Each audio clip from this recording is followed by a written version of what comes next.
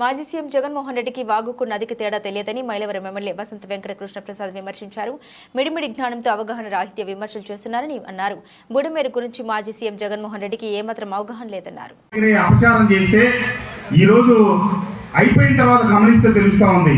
ఆ వెంకటేశ్వర స్వామి ప్రజలందరితో ఇంతటి పెద్ద తీర్పు ఇప్పించి 124 సీట్లు గెలిపించి ఆ జగన్మోహన్ రెడ్డి గారిని మూల కూర్చోబెట్టినా కూడా వారికి అంత అసమగ్రమైనటువంటి సమాచారం ఏది పూర్తిగా తెలుసుకొని మాట్లాడటం ఆయనకి అసలు అర్థం కాని పరిస్థితి.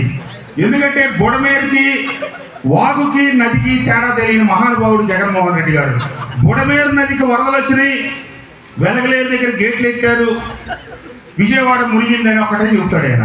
కానీ ఆ గేట్లు ఎత్తకపోయి ఉంటే మన గ్రామాలు కింద ఉన్నాయి మొత్తం అసలు గేట్లు ఎత్తకపోతేనే ఎత్తిన తర్వాత కూడా పైనుంచి 4.5 అడుగులు ఎత్తు నీరు ప్రవహిస్తూ ఉంది. అంతటి ఉధృతమైన వరద.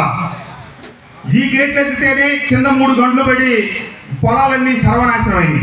గేట్లు ఎత్తుండకపోతే ఈలప్రోలు, రాయపాడు, పైడూరుపాడు, కొత్తూరు, తాడేపల్లి గ్రామాల్లో కనీసం మరి 100 మంది వెళ్ళిపోయేవాళ్ళు, 150 మంది వెళ్ళిపోయేవారు. ఆయనకు తెలియని పరిస్థితి, ఆయనకు అర్థం కాదు. మనం చెప్తే ఎన్నో ఆయనకు ఒక పత్రిక, ఒక ఛానల్ ఉంది కాబట్టి దాంట్లో ఇష్టారాజ్యమైనటువంటి ప్రేలాపంలో.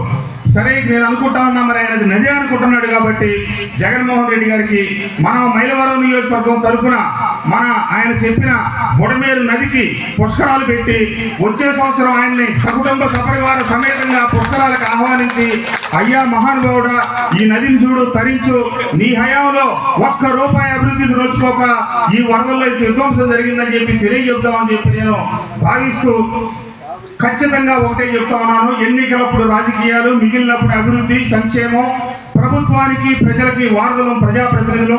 మనం ఎవరం కూడా ఈ ఎమ్మెల్యే పదవి అనేది అహంకారానికో అలంకారానికో కాదు, సేవ కోసమే అని మనం అందరం కూడా మిత్రపక్షాలతో కలిసి పోటీ చేశాం కాబట్టి మనం అందరం ఒకటే పక్షం, అదే ప్రజాపక్షం, ఒకమైన నాయకత్వం ఉంది కాబట్టి ఈ రోజుగా కూడా పునరావాస కార్యక్రమాలు, 70,000 కుటుంబాలకు రేషను, లేకపోతే ఈ రోజు మునిగిన ప్రతి ఇంటిని ప్రభుత్వం నుంచి పరిహారం ఇప్పించేటట్టుగా రాపించగలుగుతా ఉన్నాం. అంటే ఎక్కడైనా సమస్య వస్తే పైకి అధికారులకు కానీ నాయకులు కానీ దృష్టిలో పెడితే వెంటనే స్పందించి చేయించగలుగుతా ఉన్నారు కాబట్టి ఆ రకంగా ముందుకు సాగుతా ఉన్నామని.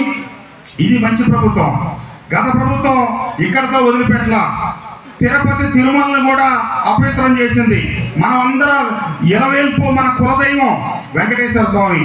మనం అందరం వెంకటేశు, వెంకయ్య, బాలాజీ లేకపోతే ఇత్యాది పేర్లు పెట్టుకుంటా దేవుణ్ణి ఎప్పుడు నిత్యం స్మరించుకుంటా ఉంటాం. కానీ మీ అందరికి కూడా తెలియదే లేదు, ఇంతమంది అక్క చెల్లెళ్ళు కూర్చున్నారు. మనోళ్ళలో మనం ఒక గిద్దె నెయ్యి కనుక ఒకళ్ళు అమ్మి ఒకళ్ళు కొనాలంటే నేను మా ఊళ్ళో అడిగాను. నాకు చెప్పింది ఏంటంటే ₹50 తక్కువ లేకుండా ₹100 దాకా గిద్దె నెయ్యి ఉందనేది ప్రతి చోట చెప్తున్నారు. మరి నిజం అవునో కాదో మీరే చెప్పండి అమ్మా. 8 గిద్దెలు అయితే 1 కిలో నెయ్యి అవుతుంది. అంటే మన ఊర్లో గేదె నెయ్యి ₹640 ఖర్చు అవుతుంది. ఆవు నెయ్యి గేదె నెయ్యి కంటే ఇంకా ఖరీదైంది. మరి నువ్వు ₹300కి తిరుపతి లడ్డూలు 300 సంవత్సరాల నుంచి జరుగుతున్న కార్యక్రమంలో ₹320 రేటు నెయ్యితో కాంట్రాక్ట్తో పెట్టి నువ్వు ఇప్పించిన నెయ్యి పశువుల కొవ్వుతో తయారు చేసిన నెయ్యి కాకుండా మంచి నెయ్యి ఎక్కడి నుంచి దొరుకుతుందని చెప్పి నేను ప్రశ్నిస్తా ఉన్నా. ఈ రకంగా ఆంధ్రులు, తెలుగు వాళ్ళు, హిందువుల కులదైవం